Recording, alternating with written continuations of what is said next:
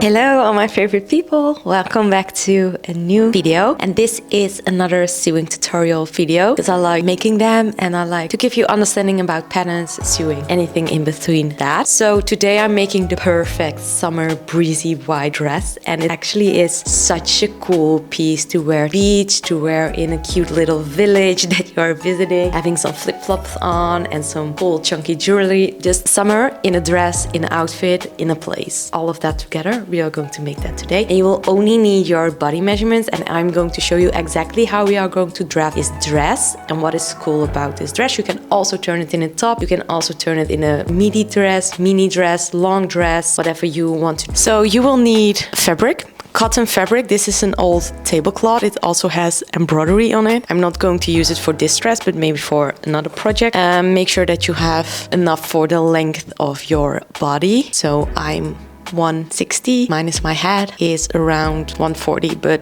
just go for a little bit more just to be sure. This is a very lightweight cotton fabric in white, but you can choose a print or keep it even, a nice color. Also works in linen, just not too thick fabric because we want the dress to be flowy. Yeah, so I'm going to iron this real quick and then show you what we are going to do, pattern, the measurements, and then let's get into making this dress. Okay, the first measurement, you go from your high shoulder point all the way to the ground. Step on the measuring tape to see what your measurement is there, and then just go down and see what that measurement is and get the depth. So at what point do you want this dress to end? Measure that. For me that was 18, and then for the back it was 105. And then the width of my chest, which was 31, because we are going to calculate that with the measuring. Take that 141 minus 18 is 123, and the width of that rectangle will be your chest width multiplied by 2.5, which will be plus minus 72. And for the back we have the same width, but the length is just 105 because we measured that. Those are the two rectangles that you are going to cut. Now I'm just going to cut all those rectangles out of the fabric, and you might consider folding it so that you only need half of all the measurements. So here is a bit shorter, so we'll use that for the back, and then for the front I will go here. Okay, so what I did is get the width and multiply that by 2, so I need 60 gathers, but that seems a bit small, so maybe I will do 2.5. So that will be 30, 30, 60 plus 15, 72. I think that would be nicer, also looking at the bottom where it flows out. And then the length was 123 centimeters. So measuring that down. And then I like to go in with my straight ruler so that I can make a nice straight line. The marker that disappears. If it would be a bit too long, I prefer that rather than having it a bit too short. So just lining this up straight with the side and then marking it a few times here. And now I'm just cutting out this triangle of fabric. You will be surprised how many patterns actually exist of rectangles, and the shaping comes with gathering or pleats or whatever the technique is you use.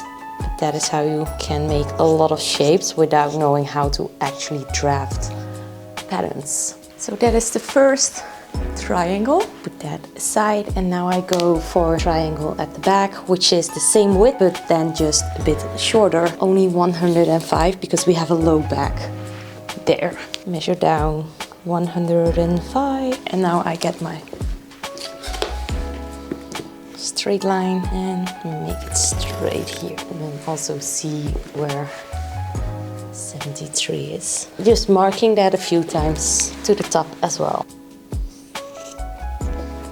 Okay, next triangle, and then the last thing I need is a very long strip of bias tape that we are going to use for the for all the bands, and just cut out first the longest one I can find. So I will go from here, somewhere here, all the way there. Okay, then the big chunk that I have left over is gone, and now I will make all the bias tape from this piece. So just cutting out a few, and I will attach them together. You want them to be quite thin, so I will go for 2 centimeters and then we fold away half, and it will be half a centimeter wide, which I think will look nice for this dress.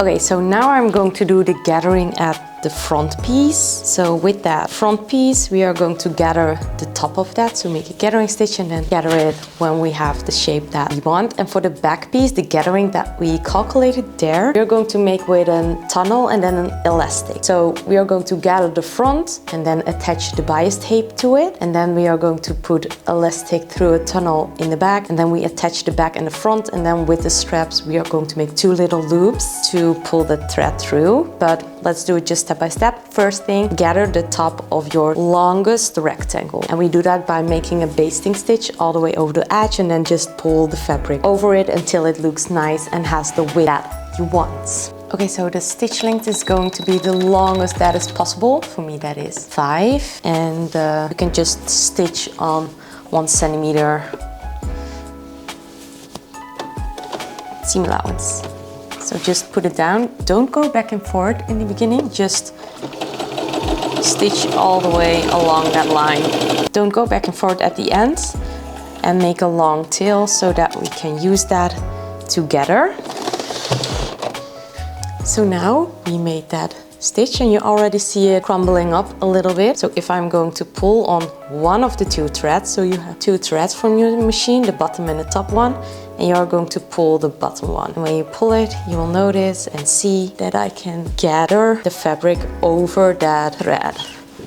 And I'm just going to pull it all the way to the middle and then do the same on the other side. And I will just make it as short as possible, and now see what that looks like on my body.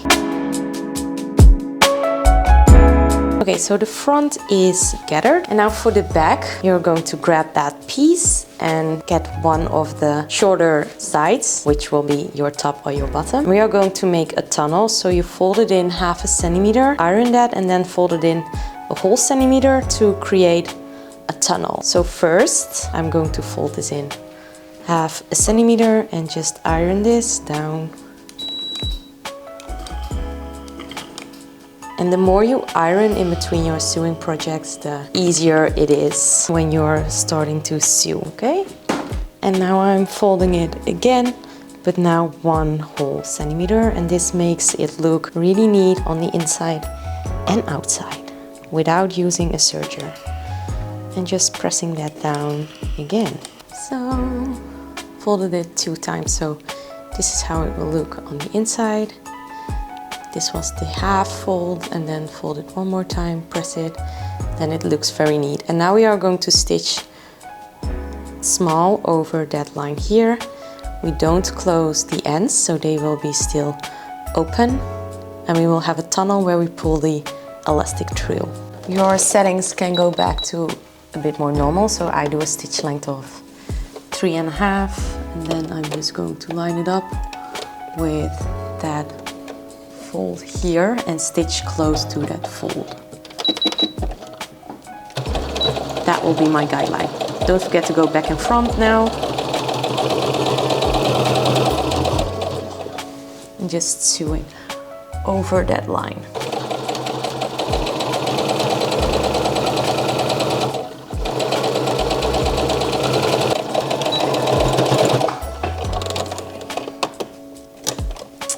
And that's it. And because we ironed it, this was so easy. And here I have an opening, and here I'm going to pull through elastic, and then I will just attach it here to the sides, and I will tuck that away in the side seams. Okay, now we need small elastic and a safety pin, and you're going to attach that elastic to the safety pin and now pull it through that tunnel here. And I have quite long elastic, but I'm just going to look what I like the look of when it gathers. So first just pull it all the way through. I attach it here with a pin, and now let's see what amount of gathering I like. I want more than this, so then I just pull on the elastic and gather it more until I like the look of that.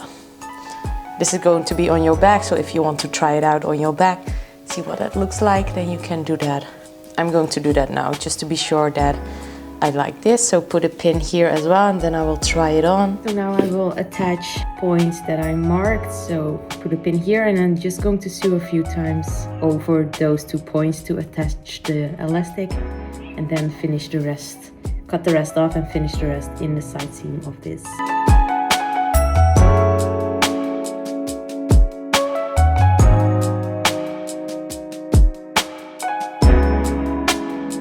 Okay, so I just came to the realization that my bias tape is way too small for all the gathering here, because it's so bulky of all the gathering. If I would sew it on here, there's just no way that I can fold this over and tuck all this in, so it needs to be wider. So now I'm going to redo my bias tape. Doesn't matter, because I can use this for an extra piece of bias tape, a bit thicker, to go over here. So this was 2 centimeters, and I think I'm going to double it until it is 4 centimeters, so that I have more than enough to cover all the gathering. First, let's cut a new bias tape that is a bit wider, and then continue with all the rest of the straps. So okay, I got the thicker bias tape, and now grab your front piece, and we are going to stitch that on top of. Here at the top I'm attaching the bias tape open, and I pin exactly here at the spot of where it is folding, and just go over this, grabbing all the gathers. This can be a bit tricky with all the gathers, but just take your time when you are sewing this and pinning this. Pin more than enough.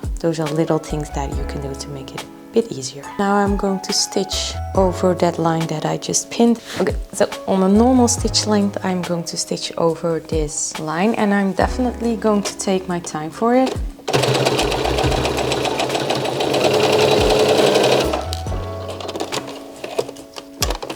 Fold this over that gathering, and then it looks nice in the front, and we are tugging this in. I think we might want to cut this a little bit short, so that we can actually like fold it over and then tug it back in over. And now it's a bit too chunky, so I'm going to cut this off a little bit. Just going in here with my scissors. Make sure that you are only cutting the excess fabric of the ruffles. Perfect. And now, because it's a bit smaller, I can fold this over and then tuck all those ruffles inside. Now we are stitching closely here, just below the bias we just attached, and then this is the back. I'll put the machine to 5, stitch length 5 again, because I'm top stitching, and I will just start here, go all the way over that edge until I hit this point here. And for now I will leave this attached, just because I can see what I can do with that after I did this.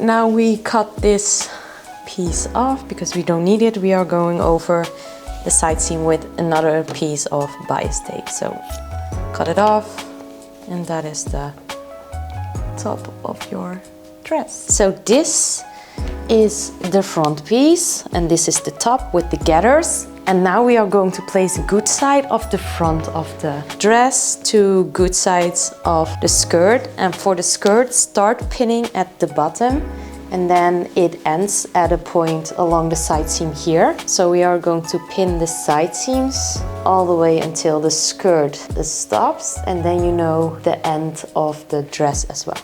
So I'm going to pin this and see if I like the look of that, and if I like how that looks, then I can sew it. If I think it's too high, then I can undo it and make it a bit longer, and then I will just cut off something from the bottom. So just pin it first to see what it looks, and then we sew. I think this is too high for the bed now. That is what I meant. So I rather have it down here. So I think 3 centimeters down from that point, because now it's just high on my back and I want it to be a bit lower.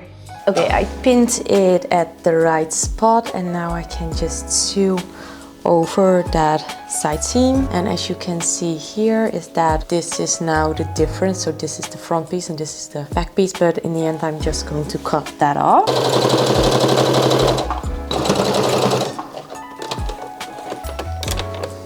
Perfect.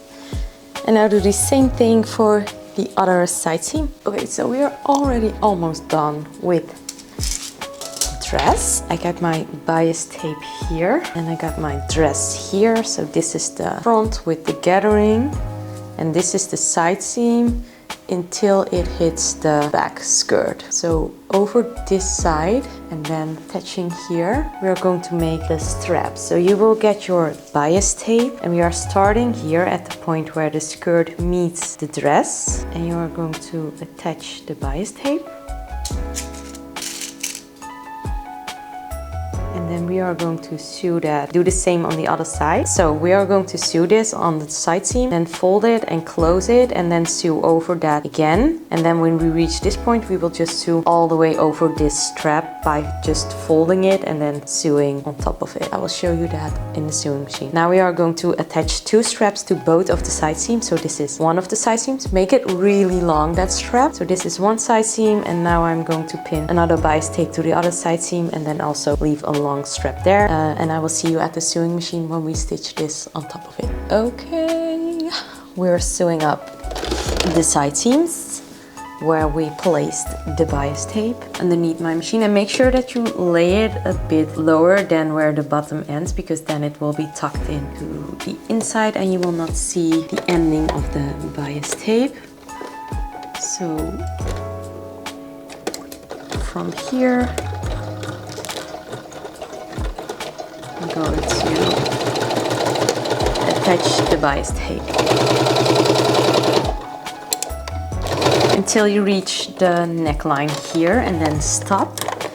And then, as I said, we are going to fold this over and close it, and we should stitch on top of the bias tape because we want to go all the way over here and stitch on top here as well. So pin it, bias tapes on top of each other so that we can sew on there. And now I'm stitching here on top of that bias tape, and when I reach the neckline here, I will just keep on folding and stitching all the way over that very, very long line. So let's do that. Grab that side and yeah, stitch all the way over there. And I want to be just on top of that bias tape. I'm going to sew all the way over that bias tape and see you when we finish both of the sides like this.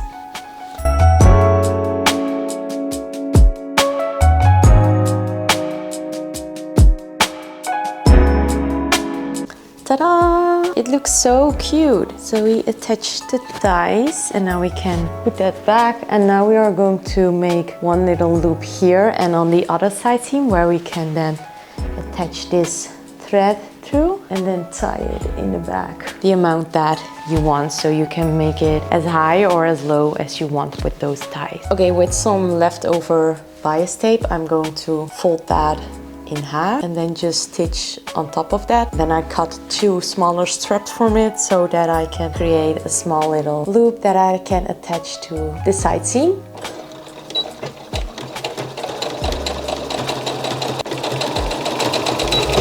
So that will be more than enough. So see how much I stitched. This is the total thing, so I will just fold that in half and cut it through. And now I can make 2 loops. This is way too big, but I'm just going to attach it like this and cut this off later when I don't need the rest of it. Okay, the 2 loops. So I have my side seam and then at the bottom where the skirt is as well. So here is the skirt and here is the side seam, and then one of these loops I'm looping, and then with a pin I will attach it somewhere here, and I want it to be a tiny loop, so it does not have to be very big.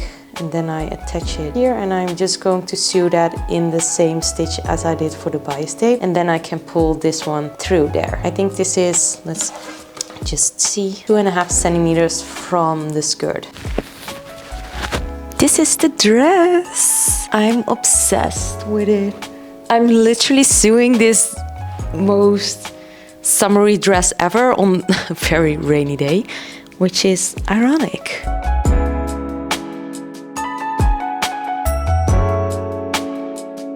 I'm so excited about this dress. I definitely need this in more colors. And while I was sewing it, I was like, how cute as a top, as I said in the beginning, but also making it shorter and then maybe adding ruffles, so more ruffle layers on this dress. But this is just the simple version of it. Thank you so much for watching. I hope you liked this video and this tutorial. I can't wait to wear this dress. It's going to be good weather end of this week, so I will probably be wearing it pretty soon. And make sure to follow me on Instagram, where I will share pictures when I wear this dress next week when it's hot. See ya. Bye.